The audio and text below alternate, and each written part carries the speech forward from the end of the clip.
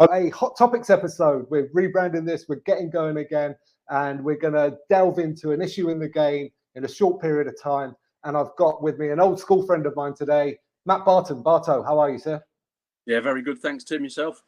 Very well, very well. Now, this came about because I saw something you posted on Facebook yesterday about some experimental law variations that's happening over there in Australia.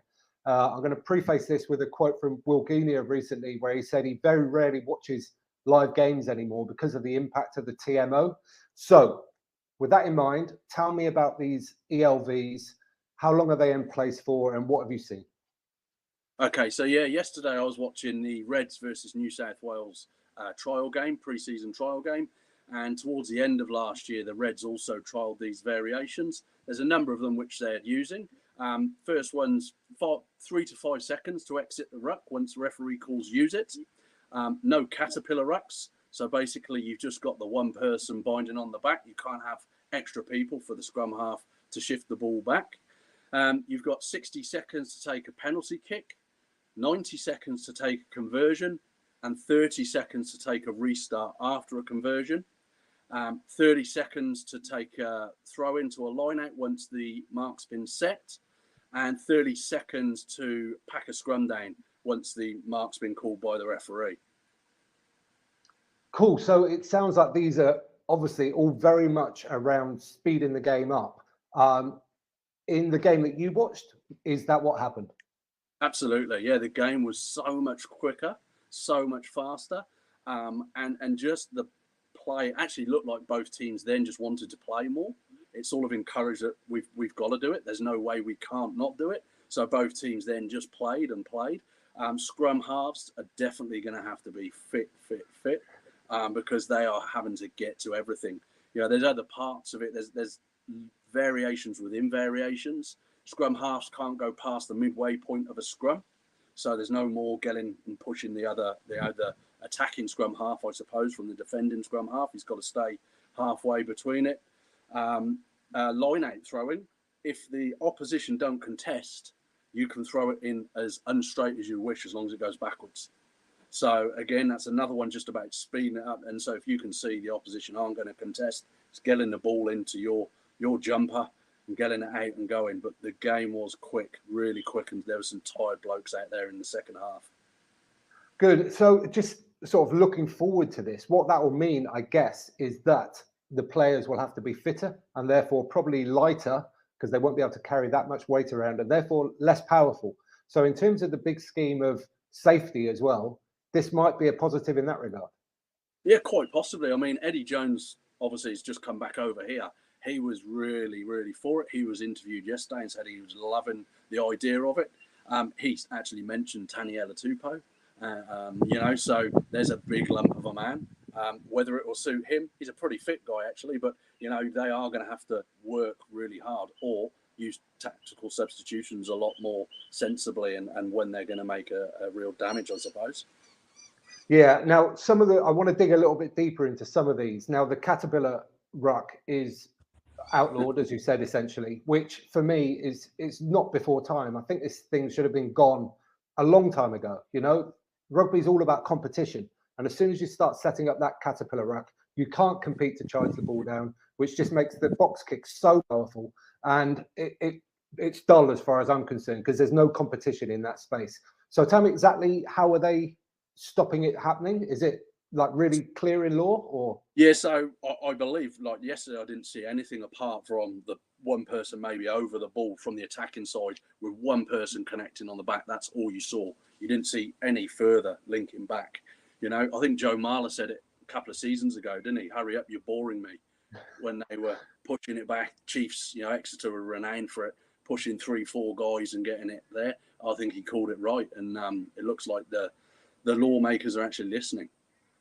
Yeah, absolutely. And for me, it just seemed like such an easy fix. And I was surprised they haven't done it before, if for no other reason as well, like a safety reason, because it means that the box kicks aren't going to be as good, which means those mid-air collisions are probably going to be fewer, which again, you don't see too many of them nowadays, to be fair. They're generally quite safe, but it seems like another good thing safety-wise as well. Yeah, definitely. And as I say, that's obviously a big thing for game now, they're really looking at it. I think rightly so. You've got to protect the players. You've got to protect the sport. The sport's in a lot of issues over here, definitely. I don't know about the rest of the world. I can just give you a brief example. Last week, my daughter played in a touch tournament, a representative touch tournament. It's the biggest numbers they've ever had. This weekend was supposed to be the Brisbane Junior Rugby Union Sevens tournament, which is the first one every season. It's a huge tournament. Got cancelled for lack of numbers. And there's a lot of talk around parents are not allowing their kids to be playing contact sports. Whether that's true or not, but there's a couple of things there which are sort of angling towards that. Yeah, that is a worrying sign. I mean, it's, I do have genuine concerns that some point down the road, we might not see social contact rugby. I think that's kind of the wheels have started in that motion.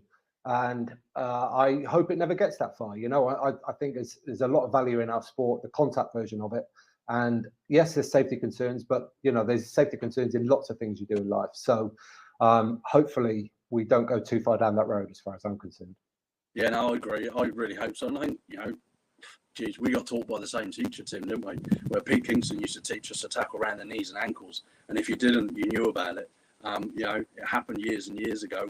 And I think the technique of being taught how to tackle low properly needs to be done with kids. Then it's very safe. Yeah, I agree. Now, I want to talk a little bit about the line-out throwing thing as well, because that's another one that people have been talking about for years and years and years. And it seems to me like another very good decision, because then you've really got to tactically think about what you're doing. And the not straight, an uncontested line-out is dull. Like, it's boring. Everybody goes, well, what's the point of that? You know, it just seems very nonsensical to stop the game there. So what do you think? How do you think teams might adjust to that new law? I don't know. I mean, one of the things you could do is, if you're a smart team, you could maybe always compete by just having someone at the front on their own jumping, possibly. Would that be deemed competing? I'm assuming it would.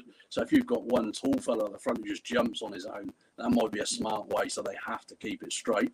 The other side of it is, you know, I've seen in the Six Nations this year a number of variations where the ball's only going to the first person. You know, England last week, I think only through to Chesham at 2, like virtually 90% of their lineouts. You're seeing a lot where the guys are throwing in that to the first receiver in the lineout and then back in the 5-yard channel.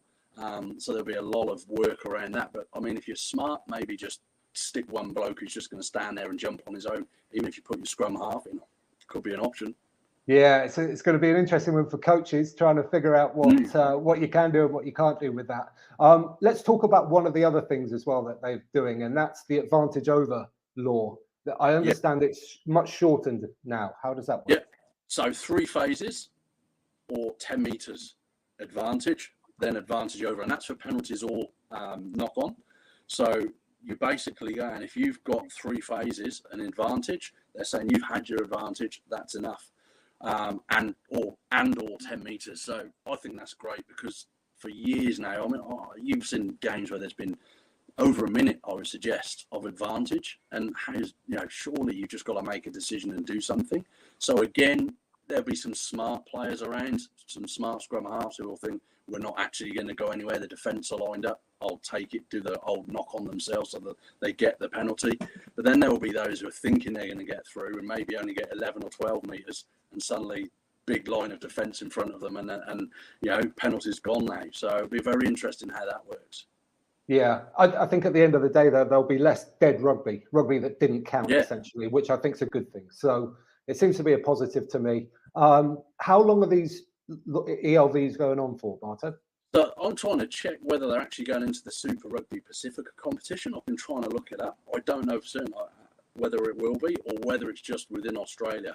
Now, they often do trial stuff within that Super Rugby competition as well.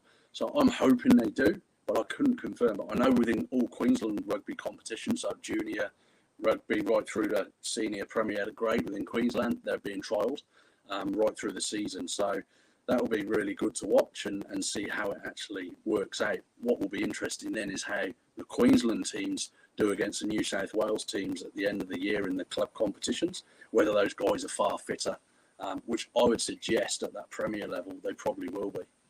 Yeah. Okay. That sounds like a really good sum up and a good place to leave it there. What we'll do, guys, there's a nice article on the espn.com.au, which I'll link down below. And if you've got any thoughts about these ELVs or how they might work, then write them in the comments below and let's start a conversation about it there. But we'll leave it here. Barto, thanks so much for your time.